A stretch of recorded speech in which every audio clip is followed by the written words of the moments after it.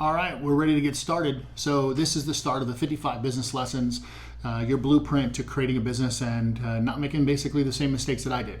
Okay, so lesson number one, okay, we're on monthly reoccurring revenue, commonly referred to as MRR. So this is oftentimes has different names in different industries. I've heard it called EFT, stands for electronic funds transfer. I've heard it called ACH. I've heard it called auto pay, auto draft, things of that nature. In reality, it's referring really to the same thing regardless of what terminology we use. This is reoccurring revenue that comes in on a monthly basis that you can predict and it's reliable. Okay, so it typically has the same billing date, whether it's the 1st, the 15th, whatever it may be, but it has the same date every single month that you can count on that payment to go through. Okay, so a lot of positives about this. Number one, it's easy to go to a bank and show your growth over time because you can show essentially a larger amount of active subscriptions that you've been adding to your member base, okay, or to your revenue base.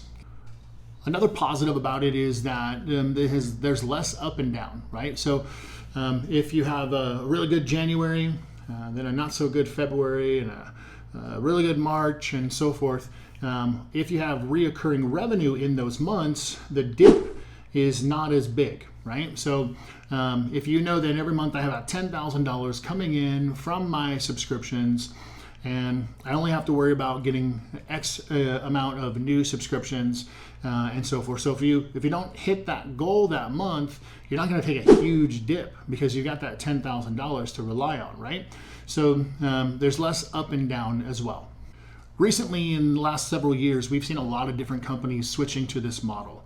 Okay, it used to be to where if you want to get a car wash, you pull up, you pay your $20, whatever the car wash would cost, get your car washed, and you don't pay anything else again until you need your car washed again.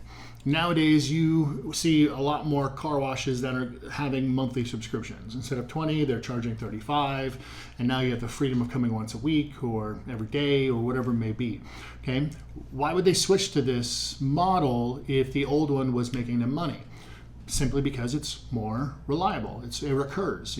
Whether that person gets their car washed once or whether they get their car washed 5 times, they can count on that revenue coming in every single month.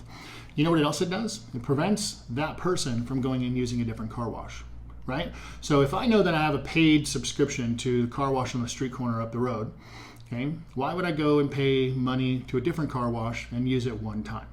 I'm not, right? I'm going to keep using the one I'm paying for monthly, okay? So not only is it reoccurring and reliable, but it also helps prevent your clients and customers from going elsewhere because they already have it with you. Now, a couple of do's and don'ts. Let's start with the don'ts. Don't make it hard to cancel. Remember that. Don't make it hard to cancel. Remember, being a business owner, you're trying to, one, earn the trust of your customers, but also earn the trust of people who are not your customers, right? So if you make it hard to cancel for any of your existing clients, what's that person going to do? They're going to go tell 5 people, right? They might even go to the BBB and make a real nasty review, or go to Google or Facebook and put up a bunch of reviews, or tell a bunch of their friends and so forth. That word's going to get around, right? Regardless of whether it's a review or whether it's them telling their friends, what's going to happen is people are going to start being a little bit hesitant because they know how hard it is to cancel, right? So don't make it hard to cancel. Now, let's roll right into the do's.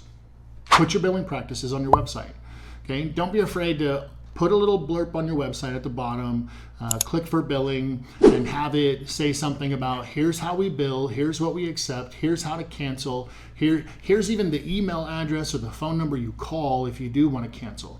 You're going to show the people that visit your website and the people that are visiting your business how easy it is to cancel if they want to, so they'll be less hesitant. You're going to build trust, and ultimately that word is then also going to get around, right? So if Susie knows that she signed up and it's time to cancel, and you explained the cancellation policy up front, so she knows what she has to do, and then she follows that policy and it goes through just fine, then that word is going to get around as well, okay? And that's going to pass on to your potential customers in the future. Next item on the do's list is be consistent. Okay, if you offer the following 5 services when they pay their monthly fee of $35, $100, $300, whatever that monthly subscription is, then continue to offer those services. But don't be complacent. Offer those services at the highest possible level that you can. So be consistent. Remember, you're constantly trying to earn the trust of your existing clients and your future ones. Okay, they want to know what they're paying for is worth what they're getting. Okay. So that also leads right into the next do. Okay, over deliver. Always over deliver. If you're going to provide the following 5 services, okay, and you're going to charge them $100 a month for it, then you need to over deliver for that $100 every single month. Because what's going to happen is one day they're going to be going through their bills, boom, boom, boom, and it's like, oh, what's this? Oh, I forgot I even had that. Okay, if you fall into that, I forgot I even had that expense, then they're going to cancel their membership. So another part of monthly recurring revenue is that it gives you a more accurate financial assessment of the company. Okay, so imagine you go to the bank and you're trying to borrow money, or you go to an investor or a family member or wherever it is you decide to step into to borrow some sort of funds. When you can go to that institution and show that you have month over month growth, right? Like January was better than December. February was better than January. March was twice as good as February. And you can show that consistently month over month. That is huge, huge. Okay, so the banks, the institution, the investor, they want to know that they're going to get their money back. Like, I'm going to loan you X amount of dollars, and I know that you have the potential and the ability to pay it back. When you're able to show month over month growth, they can then use that growth to predict where you're going to be 3 years from now or 5 years from now. Okay, so it might be a little tight now, right, when you go to pay it back. But if you look at the month over month growth and you're climbing $2,000 a month every month, well, you know, a year from now you're going to have $24,000 a month more. Okay, that is going to be reoccurring. And it's going to be consistently coming in. And then 2 years from now, 48,000 more, right? And so on and so forth. So when a financial institution is analyzing whether or not they're going to be loaning you money, those are the kind of things they're going to be looking at. Plus, let's talk about expenses, right? So imagine that you have rent due on the 1st, and you know that you have $5,000 coming in through reoccurring revenue on the 1st of every month.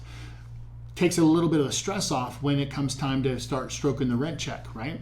Plus, you may be able to also look and see, okay, we have on the 10th of the month another 5,000 coming in, and on the 20th of the month we have another 10,000 coming in. So then you can go and be like, okay, we can start doing more marketing in week 2 or week 3 and so forth, because we don't have all the expenses, but we have a larger amount of revenue coming in. So it makes things like planning for expenses significantly easier.